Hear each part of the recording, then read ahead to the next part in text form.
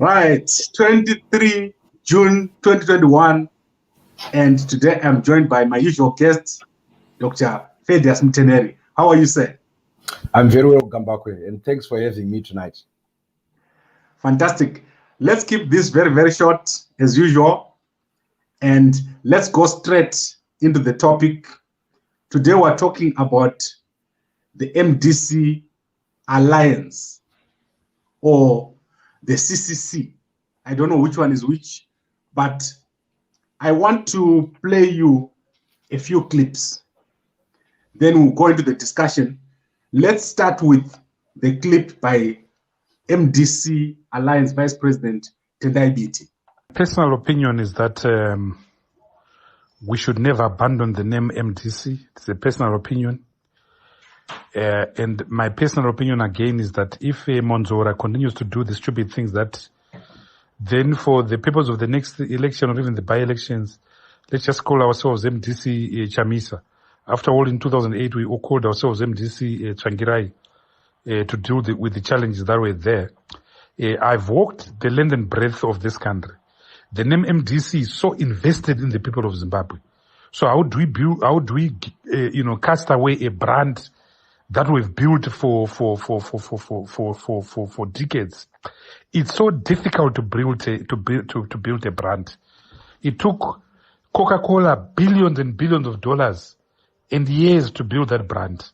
The MDC, if you were to carry out a survey in Zimbabwe, is one of the names with the highest name recognition in the country of any product. We are bigger than Dynamo's Football Club. It's a big name. So how do we just abandon because we have a mad person called Douglas Monzora? Vana Monzora, they are imepo. And so you don't burn your house because a snake is coming. It's an apparition, and apparitions don't last long. You don't change your names, your son's name because aitabuka. Unongompa mashija mguava bukaroenda manosara achinzi John. So my own strong opinion is that we cannot abandon the name MDC. It will be a big moral victory to ZANU and to its acolytes Monzora and Kamban. However, to manage elections, we can easily find another suffix other than alliance. And in my respectful opinion, we already have it, and it's MDC Chamisa. That would be my respectful contention. Right, Doctor. Chamisa Biti, he's got a way of communicating that is very forceful. You heard him, right? Are you clear with what he said? Very clear.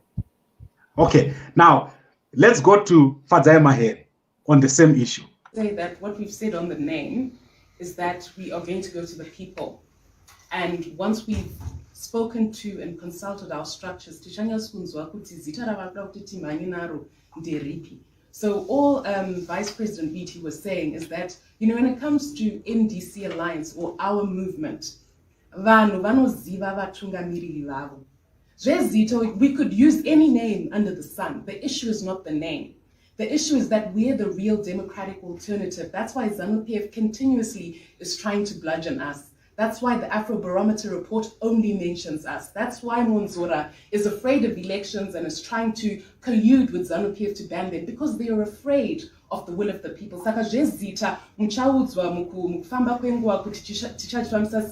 But the real issue is, never mind Zita Rajchashandisa, are the reforms there? Are the fundamentals for a free and fair playing field in place so that the will of the people is respected? Right, that is Fadzai Mahere. Fadzai is saying a name doesn't matter. Chamisa Biti is saying MDC is a brand. A brand takes years to build. Do you get the difference? I really don't get a difference here. I think it's the positions in which they are speaking. Chamisa Biti clearly is talking, and he says it in his speech that it's my opinion. And as you rightly say, Chamisa Biti is a very forceful speaker, and he is an eloquent speaker, and he is speaking his opinion. And from my view, Tendai Biti is being informed by the history of the MDC, in which we have been here before. We have, in 2005, when there was that split, the issue of the MDC name was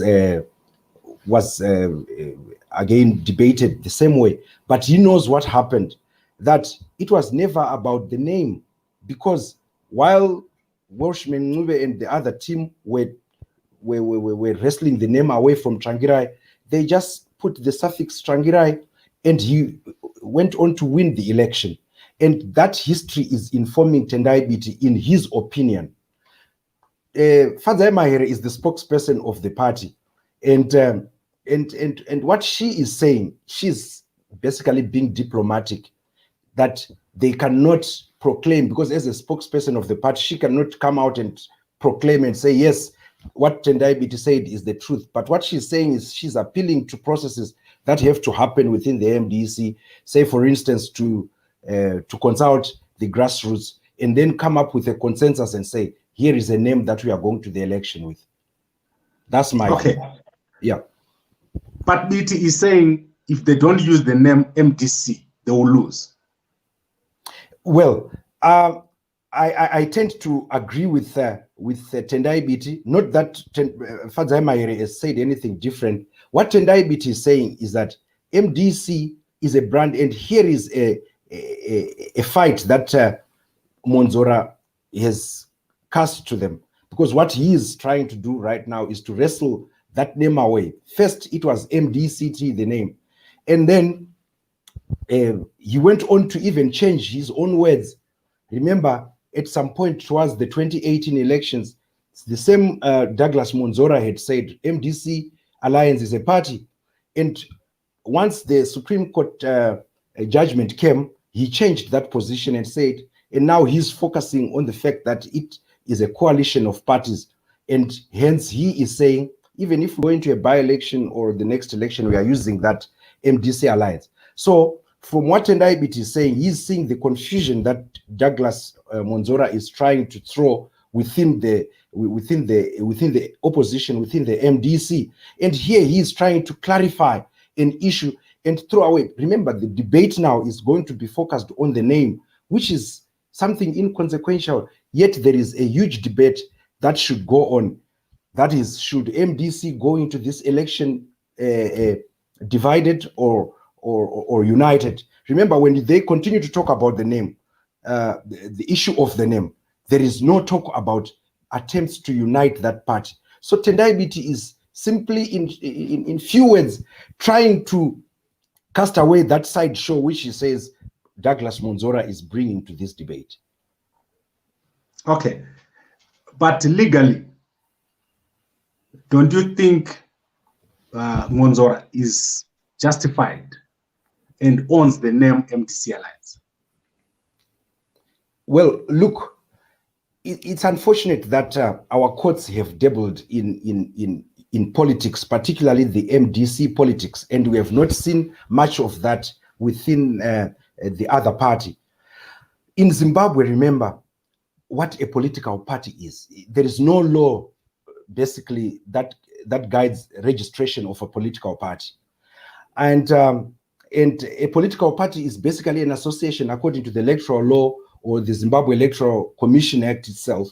It is just an association of people we have gotten with an object of securing political power or parliamentary seats.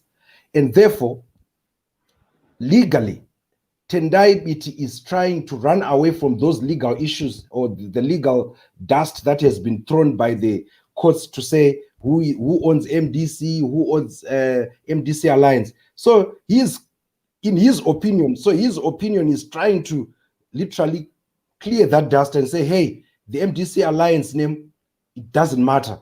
That's why both of them, Fadzai Mahere is literally saying the people in Zimbabwe know who their leaders are. It's not like when a name MDC Alliance is thrown into the air, they do not know who their leaders are. And that statement in its own, I think it fits into what Tendai Biti is. That's why she said, we can use any name under the sun. But I don't think this debate will go any further, except here I underline except the fact that there is an expectation that there is a sort of a coalition that might brew up as we go towards the election. And depending on what, remember, this is speculation, depending on what kind of form of that coalition would be and who are the people who would want to participate in that, what kind of an agreement would they come to? But look, the MDC name, as Tendai Biti has said, yes, it's the name that is synonymous with real opposition in Zimbabwe. And what he is saying is that let's not remove that prefix MDC. We can deal with the suffix and put anything, but the MDC appeals to I mean, it's a brand, like he said. It's an opposition brand. Right. I'm displaying for you one of the most respected journalists in Zimbabwe, Obochinono. He says this holding on to the MDC Alliance name is a mistake. Are you disagreeing with what he's saying? You know, these are Hopewell's views. He can make that view. But listen, the holding on to the name MDC Alliance, for me, I was looking at it in this way, that Chamisa and his party were doing it in order to give credence to the whole issue of how illegitimate the past election was, and to also give credence to the fact that the recalls that have been done are illegal. And if they were to change the name, what it means is that that whole debate falls away. And then on their part, there is also no political, a capital. There is nothing to fall back on in terms of going at the current ZANU-PF party. But I think it's a strategic move. It's not like they will stick to it. I think they have to maintain this name so that they continue to put pressure on Monzora that, hey, we regard ourselves as the MDC Alliance, no matter what you say, because we went into the 2018 election using that name, and you were judicially erected, so to speak, and you have been helped by the state institutions to wrestle that name away from us. So it's a political strategy on their part, I think, to continue to pile pressure on Douglas Monzora. So it's not about the name. Hopewell, I think where he might lose it is that he thinks that they were supposed to just wake up and say, okay, we are CCCs now. What was going to happen? It means that that argument of the previous election, which they want to maintain as they go into the next election, would fall away. Okay, let us listen to MDCT President Douglas Monzora on this issue. MDC Alliance is not a political party. Mm-hmm. It is a group of political parties formed in terms of an alliance agreement, mm-hmm. signed on the 5th of August in 2017.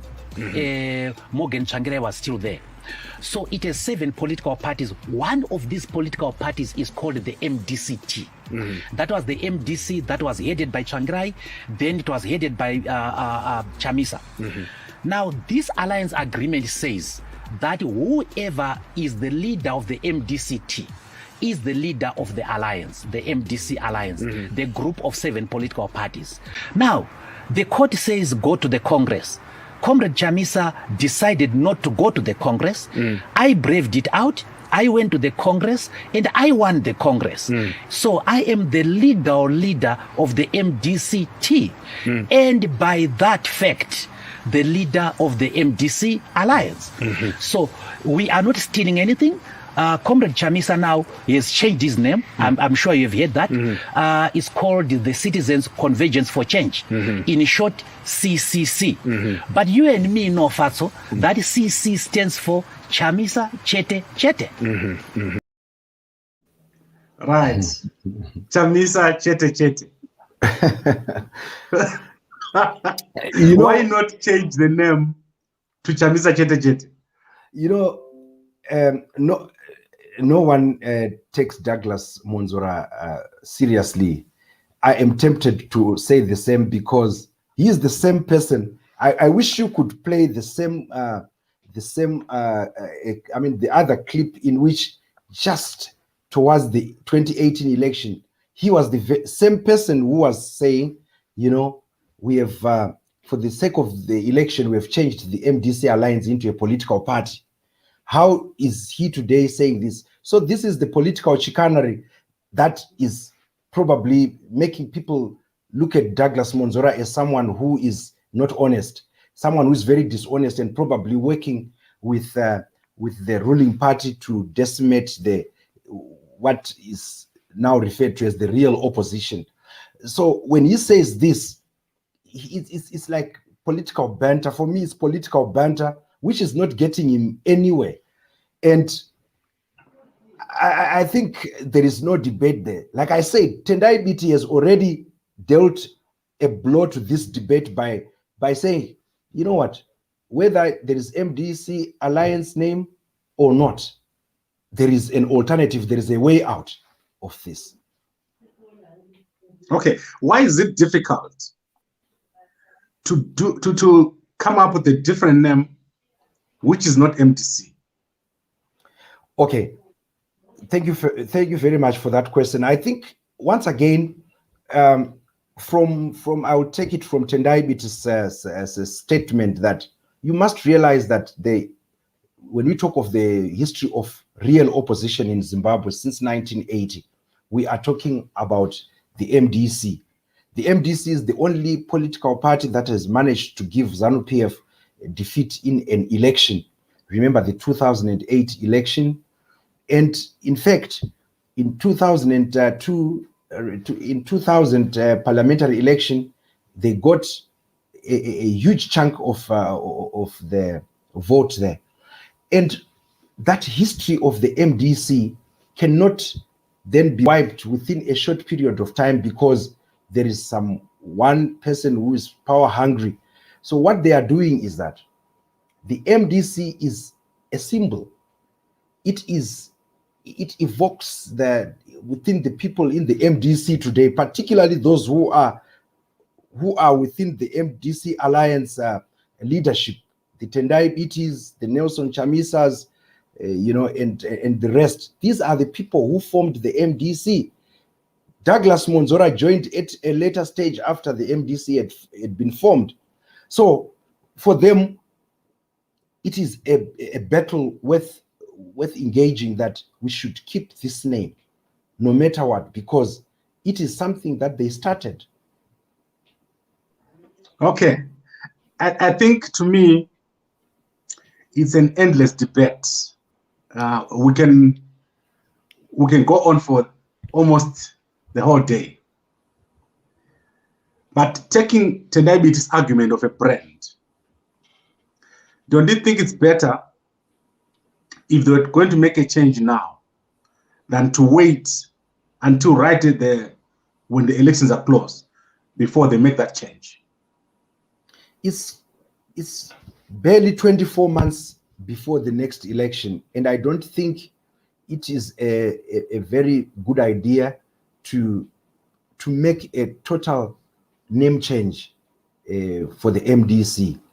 But what they have done, like you were saying, the Citizen Convergence for Change abbreviation that they have put, and now another opinion of putting a suffix to the name MDC. These are possibilities now that we are starting to see, and I think those are enough.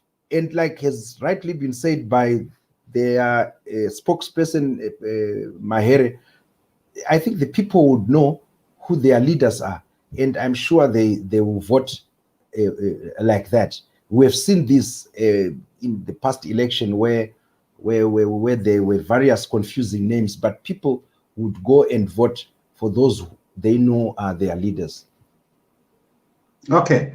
Doc, I don't want to take too much of your time, and I think we've talked for about 20 minutes.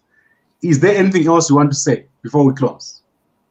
No, all I want to just encourage Zimbabweans out there is that, just like everyone is saying, is let's go and register to vote if we are to participate meaningfully into the development of our country. And besides, it is our right enshrined in the Constitution that we should participate in the development of our country. So let's register to vote and determine the future of our country. I think at this stage, that's all I can say to the Zimbabweans out there. I tend to disagree with you in terms of registering to vote. I think it's what can I say? It's disingenuous to say the elections were rigged and then to start saying let's register to vote. I think if they were really serious, they would say let's boycott the elections.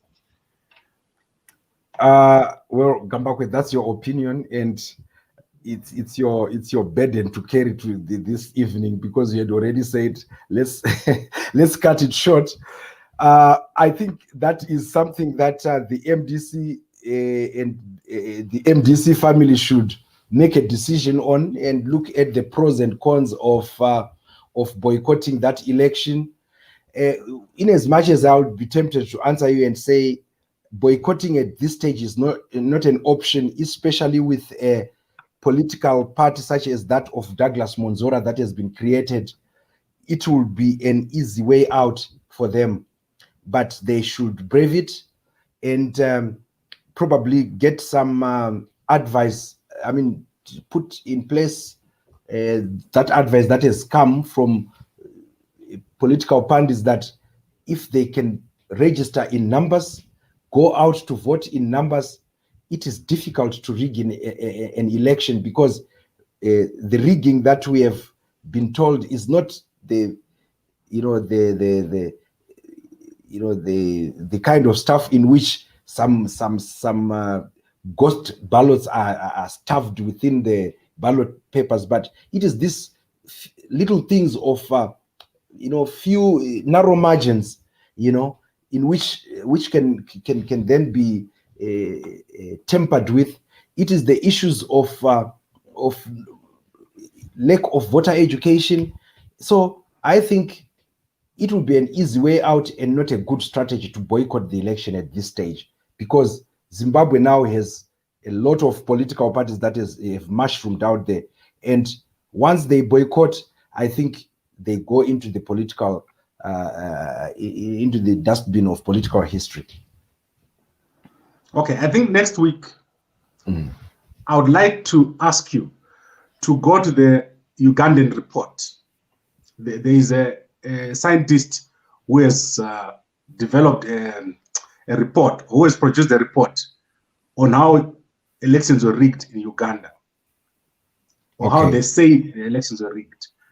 And then I want us to look at what you consider to have been rigging in Zimbabwe. And we all look and see if it's possible for Chamisa to win. I personally don't think Chamisa can win the elections in 2023. And I want us to maybe give people more insight into your thoughts about the chances of the MDC Alliance in 2023. Maybe we should do that next week.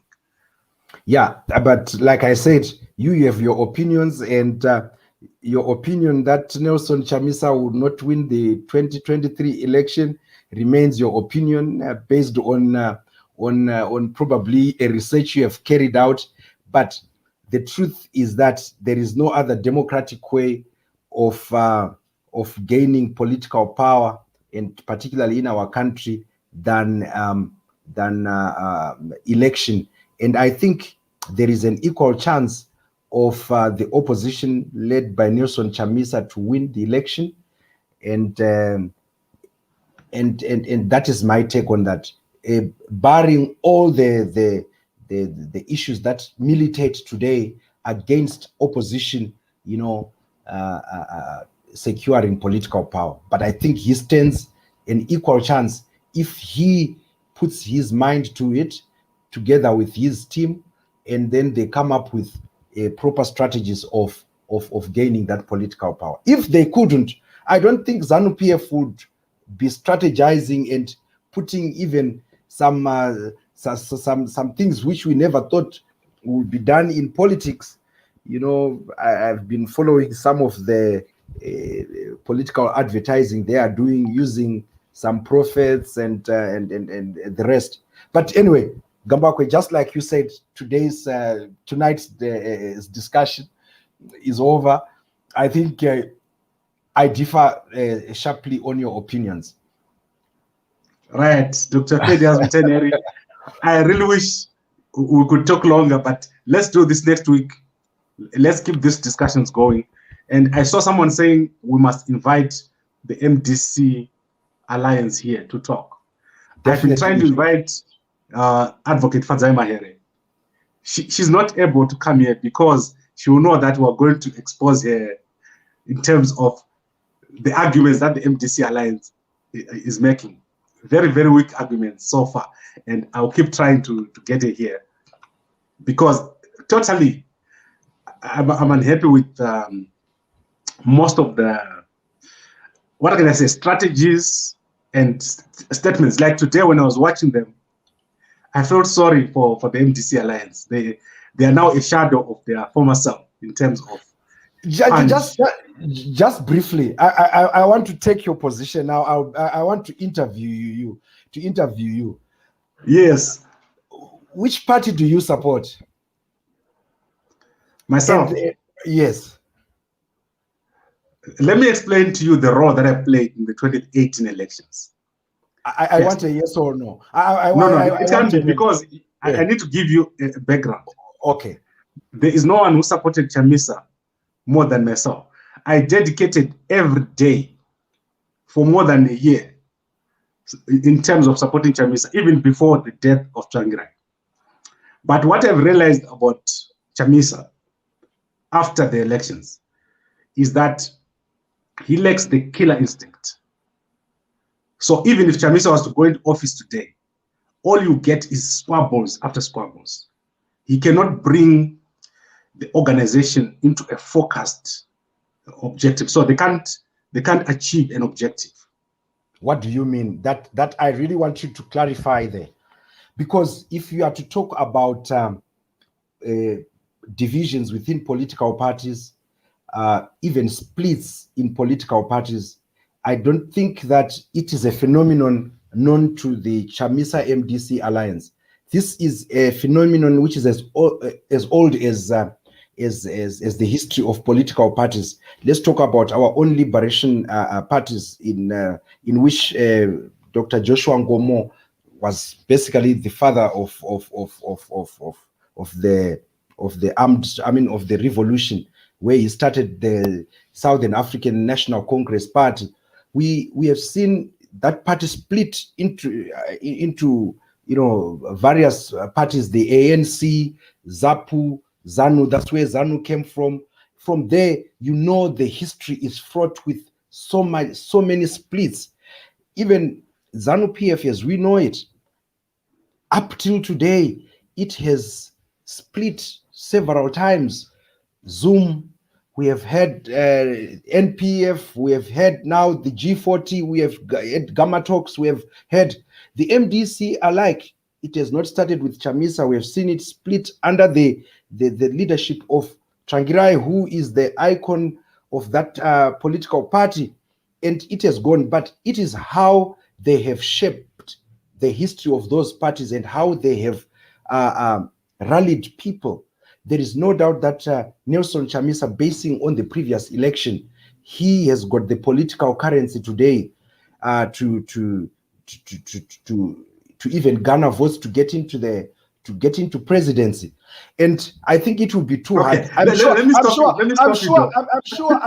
Gambakwe, there is something that the MDC should have done to you, which on air today you should say to them that this is exactly why I am not for you. I am not saying I'm MDC myself, but I've realized that when you question me, your strong thoughts against the MDC come out very much. And I would really want to know where that is coming from. Okay, let me explain to you. Let me answer your question first. Yes. And I want to continue where I left off about Chamisa. Chamisa had a lot of promise when he came in. Yeah.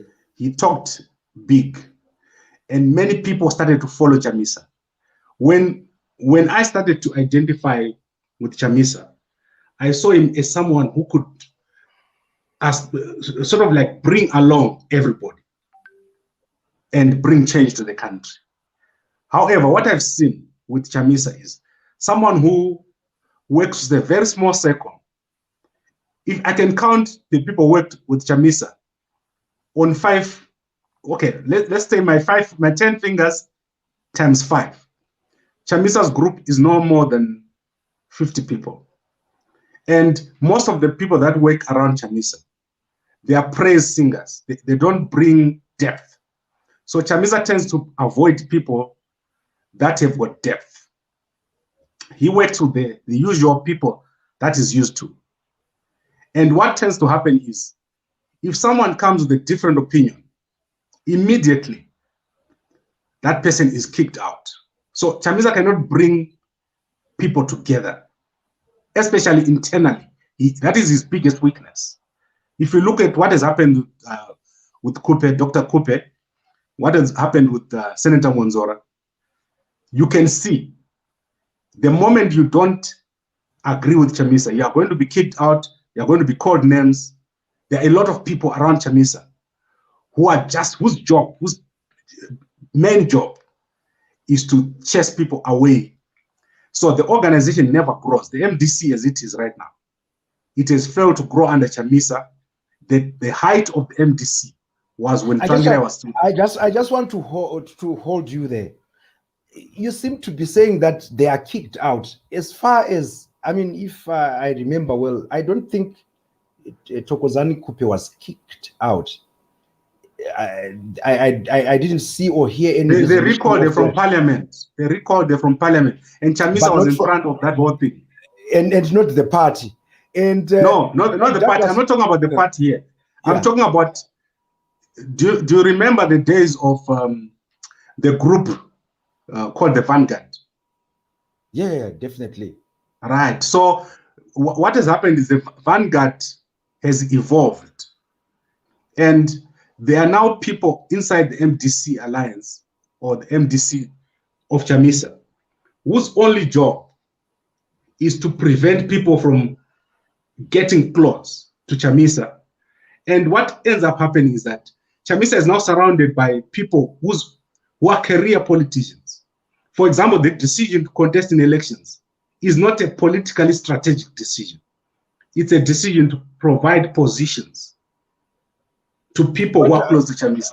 But these are your opinions. Remember, I said these are your opinions. Probably it's because we are not very much aware of the nitty-gritty of what exactly happens. But what you are saying, again, it's for me, it's not surprising, because political parties everywhere, you cannot leave anything to chance.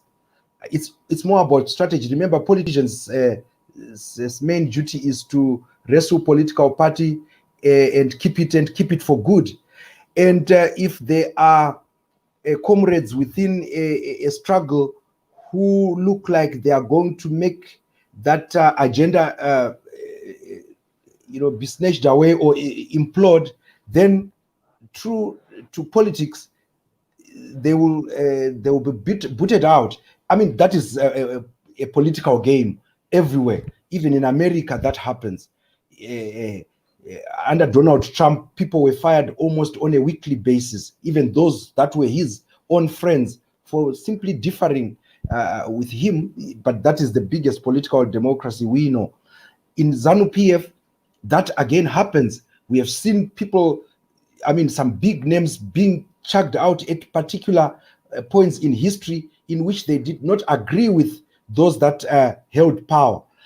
But you must understand that MDC is operating within an environment of being an opposition, in which they have to guard against many things, infiltration and all the stuff. And for me, the fact that even under such pressure that the MDC Alliance has faced since 2018, he has managed to keep a semblance of a political party, which today, I mean, is real competition to the ruling ZANU-PF. I think let's give a due praise where it is. And sometimes, of course, criticism is necessary. For you, when you give criticism, I'm sure he listens as well. And if there is any grain or shred of truth to what you are saying, it's his own opportunity to take that, I mean, to introspect and say, can I change? But some of these things, we can say them on air, and we end up peddling lies. Okay, let me just address the last point you made. Yeah. Chamisa doesn't listen to anyone. This is something I can tell you. We've been advising Chamisa since way back. If you look at the documents that Chamisa has come up with, most of those documents, they have been meaningless. The advice, the correct advice that Chamisa is getting, even from people like Hopo Chingono, he doesn't listen to that advice. He only listens to the few, I can even count for you, the few people that are around him. And as long as people are shouting in crowds, he's happy. But in terms of building an organization, in terms of strategically preparing for the elections, he has not been able to do that. If you look right now, Fadzai here this afternoon, they were busy complaining about ZEC, about delimitation, about voter registration. But if you look strategically in their own party, they do not have any particular or sort of like tasks or actions that they're taking to address their own political party. The MDC, as we speak right now, they don't have membership cards. They don't have a membership database. I'm telling you this.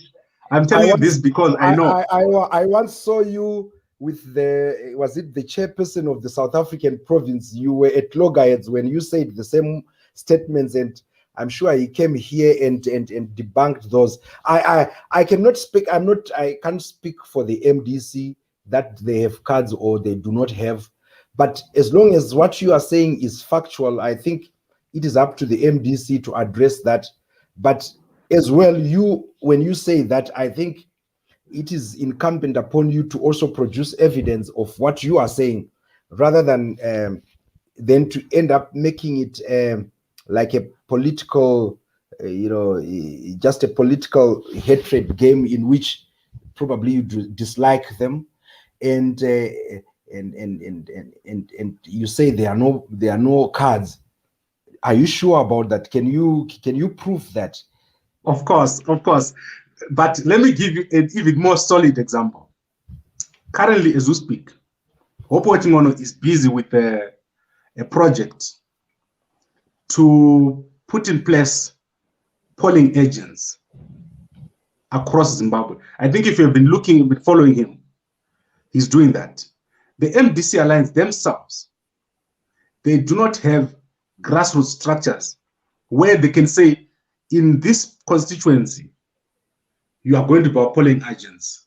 And if someone comes under attack in the rural areas for becoming a polling agent, they cannot protect that person. There are many people who have been in serious trouble because they became polling agents, or they were known as structures, part of the structures of the MDC.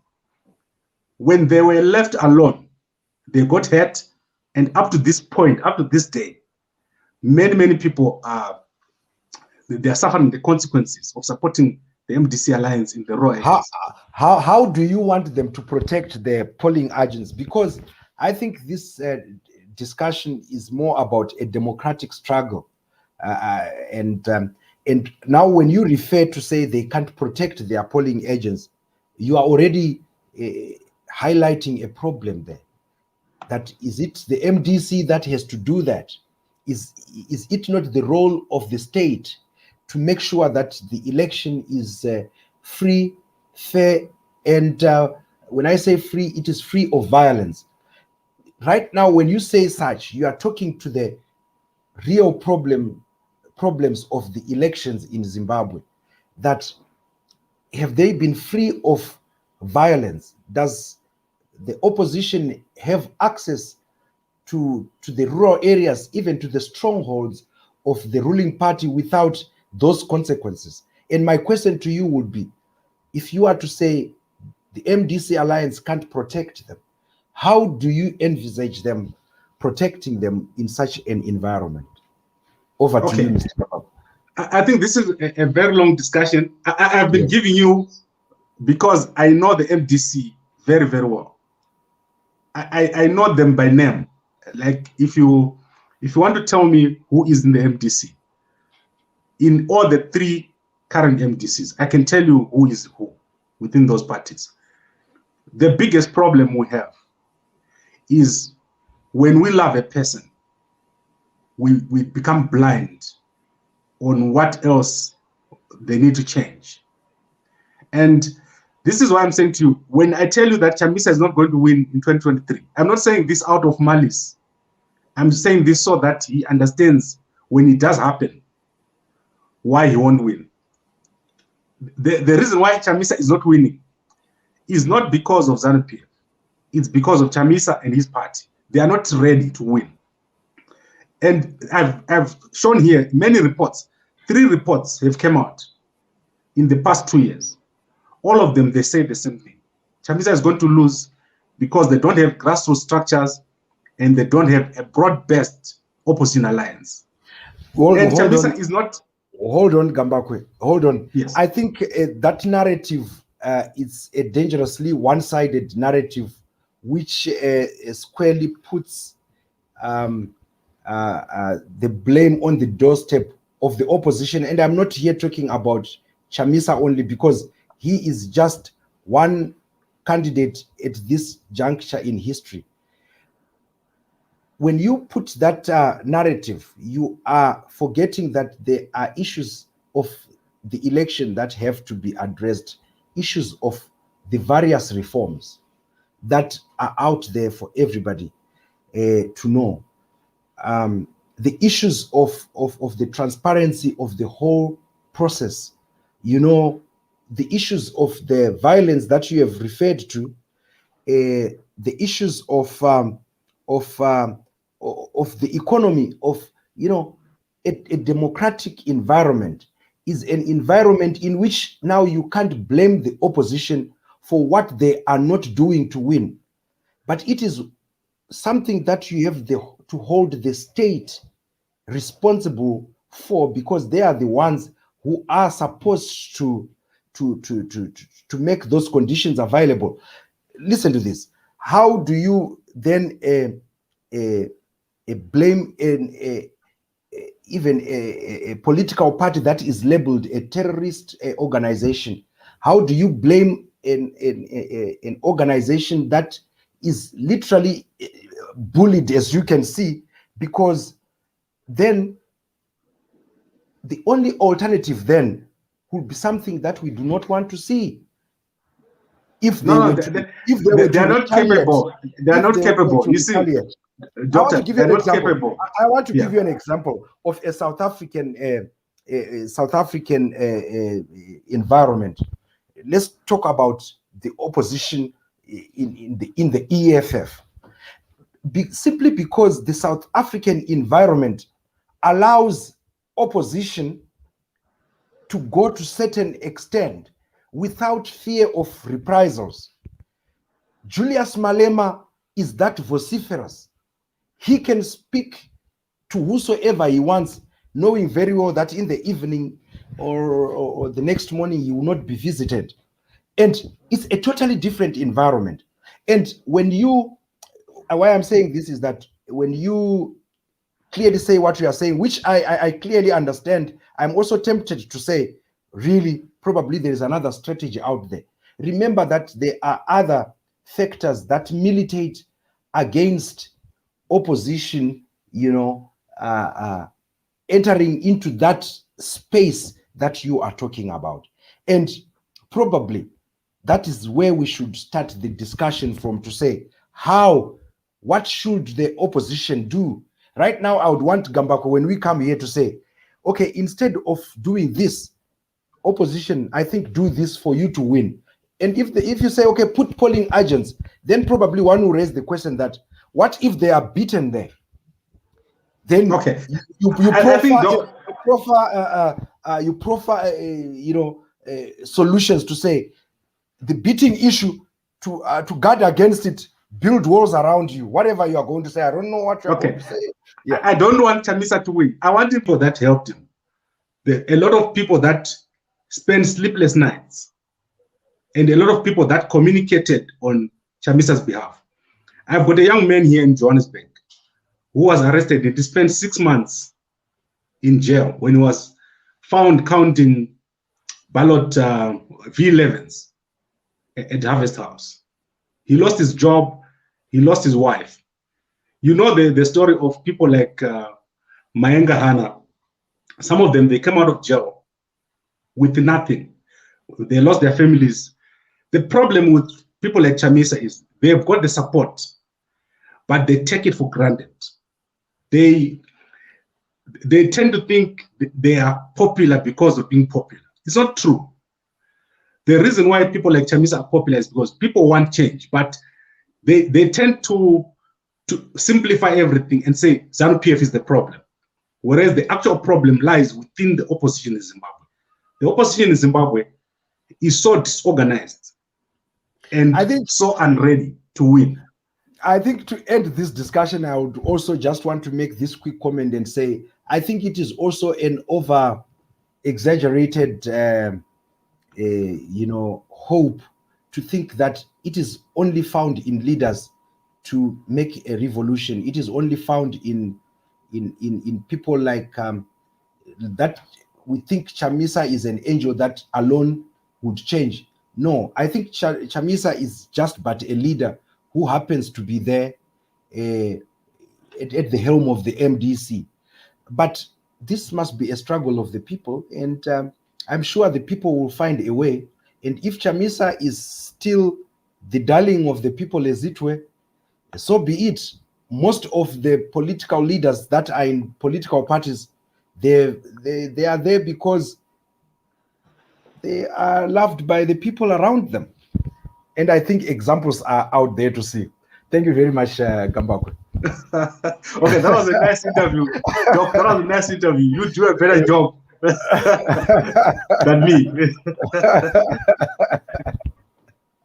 No, thank you very much. I like it when we talk about MDC. I really like your forthright comments, and I think here the discussion we have, and for me, it's not even about supporting a political party, but it is to exchange views so that those out there who are privileged to be in leadership positions can then sieve and see what is there to take and what is there to throw away, and build bigger institutions which are able to take over our country and forge with development. Thank you very much, Doc. Dr. Fedias Mteneri, and I'll be back with you again next week. Thank you very much for joining me, and thank you to everyone at home.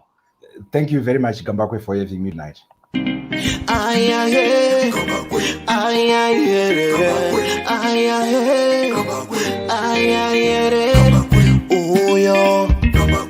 Uko kuno apo pano mamuona kere